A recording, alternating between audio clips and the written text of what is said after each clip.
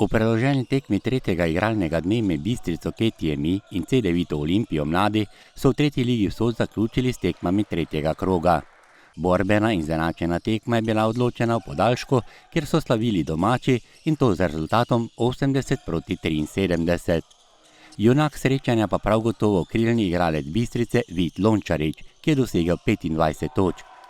Odločilno potezo pa je povlekel v zaključku tekme rednega dela, ko je 3 sekunde pred Sireno poravnal na 63-63 in tako svojo ekipo popeljal v podaljšek.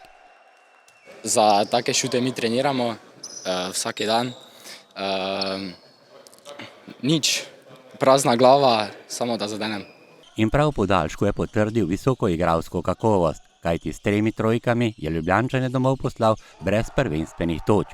V 5-minutnem podaljšku je za zmago prispeval 11 točk od skupno 17, ki jih je dosegla njegova ekipa.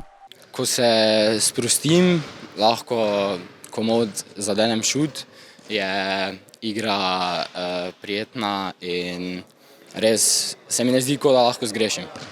Ljubljančani, ki so v podaljšek štartali z istim izhodiščem kot gostitelji, so si priigrali samo 10 točk.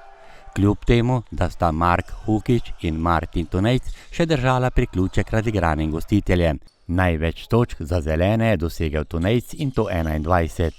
Zelo težka tekma, čestitke nasprotnikom. Žal tista trojka v zadnjih sekundah do podaljška, mi smo bili ukrnjena ekipa, tako da žal. Po šahovsko natančno je tekmo z simultanko odigral domači kapetan Juš Pešak.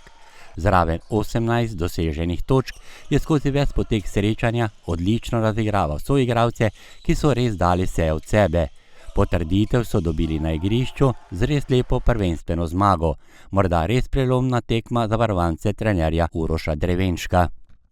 Ja, zelo pomembna tekma, res napeta, neka taka končnica, težka končnica.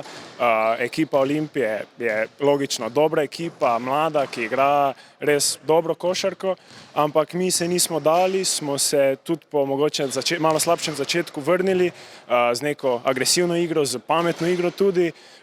Padli so nam tudi kakšni šuti in smo na koncu zadeli, ko je bilo treba, in obrnili tekmo v svojo prid.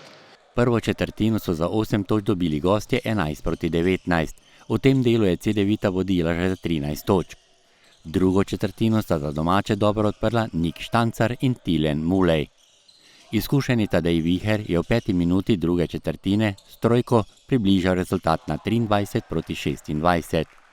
Lukaš Mitran, ki se je na začetku drugega polčasa poškodoval, je dosegel 29 točko za Olimpijo in na odmor se je odšlo z 28-29. Kaj je potem zmanjkalo, da ste nekako popustili? Ja, v bistvu poškodba edinega organizatorja igre, tako da smo mogli kompenzirati in žal na koncu nam se zmanjkalo.